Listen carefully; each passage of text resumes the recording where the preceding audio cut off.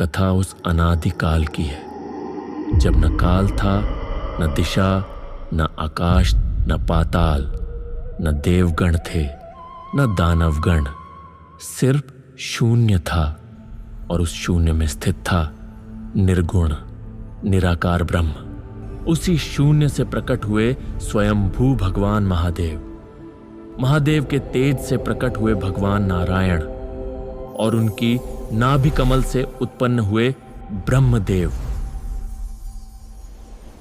सहस्त्रों वर्षों तक दोनों देव ब्रह्मा और नारायण योग निद्रा में लीन रहे। जब उन्होंने अपने नेत्र खोले और एक दूसरे को देखा तो उनके मन में प्रश्न उठा, हम दोनों में से कौन श्रेष्ठ है? किसका स्थान सबसे ऊंचा है? कौन अधिक पूजनीय है? तभी ब्रह्मदेव के स्वर में अहंकार का संचार हुआ। वे बोले, मैं ही इस सृष्टि का कर्ता हूं, अतः मैं ही सर्वश्रेष्ठ हूं। उनके वचनों में घमंड की अग्नि प्रकट हो उठी, किंतु नारायण शांत भाव से मुस्कुराए और बोले, हे ब्रह्मदेव, तुम मेरी नाभि कमल से उत्पन्न हुए हो। तुम्हारा आधार मैं हूं। मैं ही आदि पुरुष हूं, सनातन तत्व हूं। लेकिन दोनों का यह विवाद गहराता चला गया। उनकी वाणी से उत्पन्न कंपन समस्त ब्रह्मांड में फैल गया और उस विवाद ने सृष्टि के प्रत्येक कोने में अशांति फैला दी। जब यह विवाद चरम पर पहुंचा, तभी ब्रह्मांड के मध्य एक अद्भुत दिव्य प्रकाश पुंज प्रकट हुआ। उसकी ज्योति इतनी प्रचंड थी कि सूर्य, चंद्र और नक्षत्र तक फीके पड़ गए। उसका न आदि था न अंत। वह अनंत, शाश्वत और सनातन था। ब्रह्मा और नारायण विस्मित रह गए। ब्रह्मदेव ने प्रश्न किया, हे दिव्य प्रकाश, तुम कौन हो और इस प्रकट होने का क्या अर्थ है?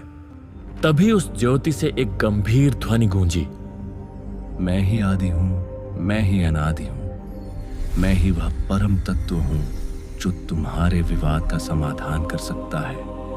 तुम में से जो इस ज्योति के छोर तक पहुंच जाएगा वही सर्वश्रेष्ठ कहलाएगा। तुम में से एक उत्तर दिशा की ओर जाओ और दूसरा दक्षिण दिशा की ओर। यह सुनकर ब्रह्मदेव उत्तर दिशा की ओर चल पड़े और भगवान नारायण दक्षिण दिशा की ओर।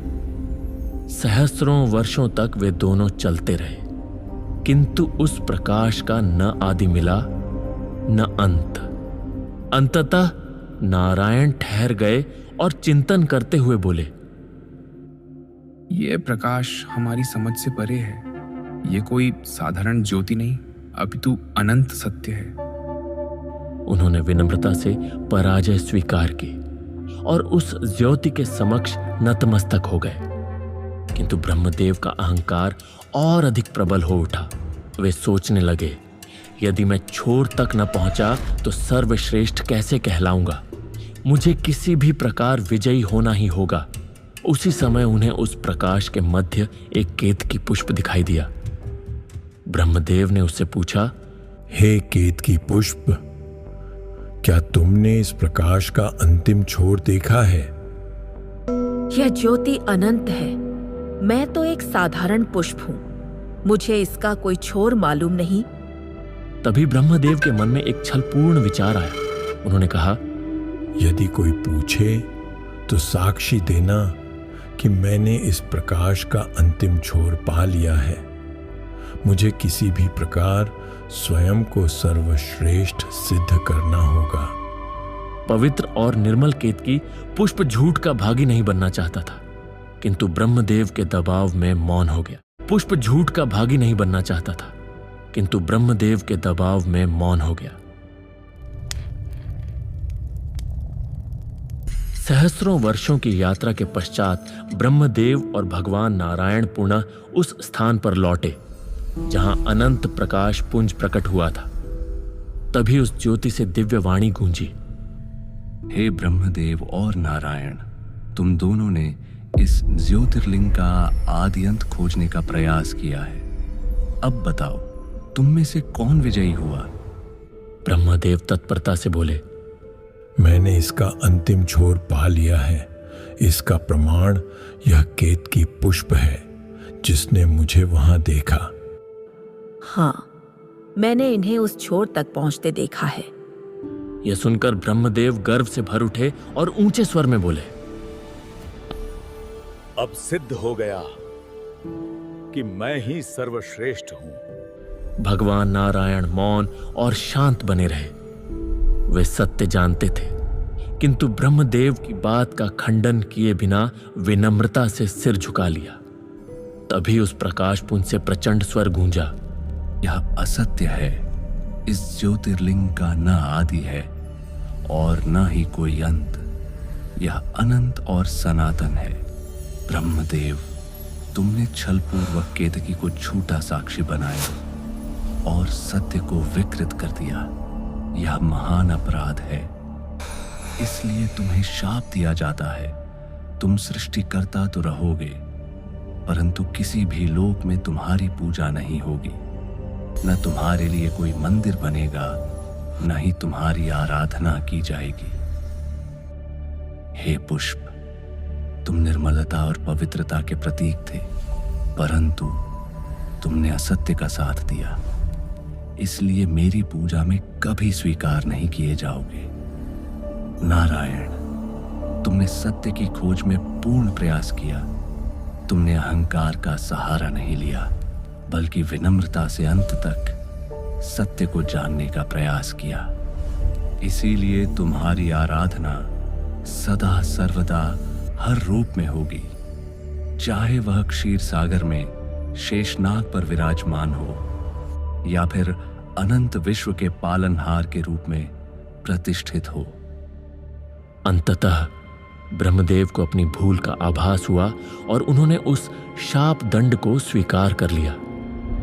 किंतु ब्रह्मा का वह पंचम मुख, जो सदा असत्य बोलने को तत्पर रहता था, अहंकार से इतना भर गया था कि वह उस दिव्य प्रकाश पुंज की भी अवहेलना करने लगा। तभी पश्चाताप से दोनों ने उस प्रकाश पुंज के सम्मुख एक साथ प्रार्थना की, हे दिव्य स्वरूप, कृपा कर साकार रूप में प्रकट हो। क्षण भर में वह प्रकाश और अधिक प्रखर हो उठा और उसी से प्रकट हुए देवाधिदेव, स्वयंभू, संहारकर्ता महादेव। उनका अद्भुत तेज संपूर्ण ब्रह्मांड को कंपा उठा। जटाएं बिखरी हुई थीं, नेत्र क्रोध से रक्तवर्ण हो उठे थे। यही वह प्रथम क्षण था जब निराकार महादेव ने किसी साकार रूप को धारण किया। महादेव का गर्जन समस्त दिशाओं में गूंज उठा। तभी ब्रह्मदेव का वह पंचम मुख, जो अब भी अहंकारवश महादेव का अनादर कर रहा था, महादेव के क्रोध का कारण बना। उनके मस्तक से अग्नि ज्वाला प्रकट हुई और उसी अग्नि से अवतरित हुए काल भैरव। शिव के इस उग्रतम स्वरूप का शरीर घनघोर अंधकार जैसा काला था। गले में मुंडमाला, हाथों में त्रिशूल और खड्ग। उनकी आंखें प्रज्वलित अग्नि समान धधक रही थी।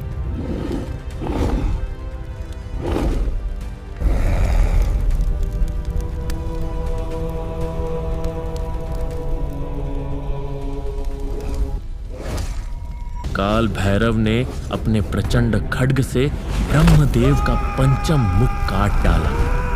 वह मुख जो झूठ और अहंकार का प्रतीक था। ज्यों ही वह सिर भूमि पर गिरा, संपूर्ण सृष्टि कांप उठी।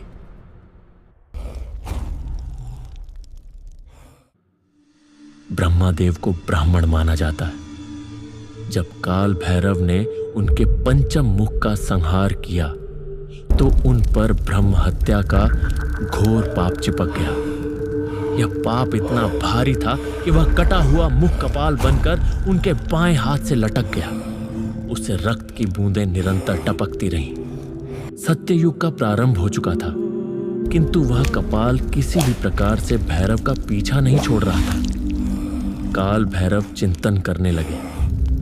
मैं स्वयं महादेव का स्वरूप होते हुए भी इस पाप से मुक्त क्यों नहीं हो पा रहा? पाप से मुक्त क्यों नहीं हो पा रहा?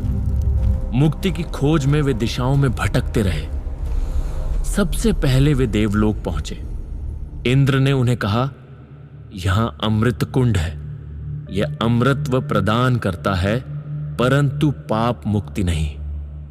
भैरव ने वहां स्नान किया, किंतु कपाल उनसे नहीं छूटा। इसके बाद वे नागलोक पहुंचे।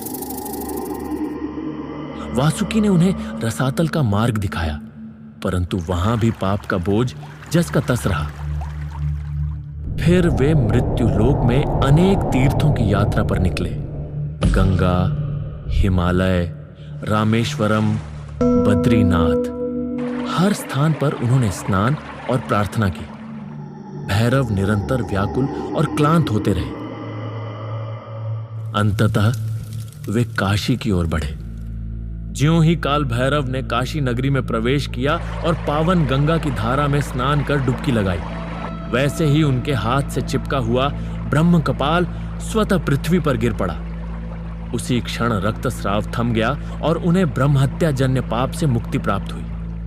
यही स्थान आज कपाल मोचन कुंड कहलाता है। यहीं उन्हें ब्रह्महत्या के पाप से मुक्ति मिली। तभी वहां स्वयं महादेव प्रकट हुए और बोले, काल भैरव, काशी मोक्ष की नगरी है, यहां हर पाप धुल जाता है। अब से तुम इस नगरी के कोतवाल बनो। काशी में जो भी प्राणी मृत्यु को प्राप्त होगा, उसके मोक्ष की अनुमति पहले तुम ही दोगे। उस क्षण से काल भैरव काशी के रक्षक और कोतवाल माने गए।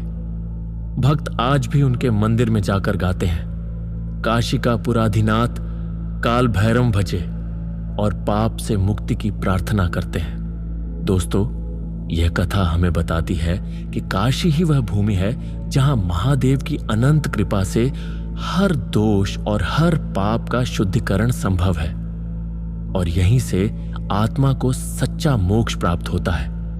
यदि यह कथा आपको अच्छी लगी हो तो वीडियो को लाइक करें और चैनल को सब्सक्राइब करना न भूलें।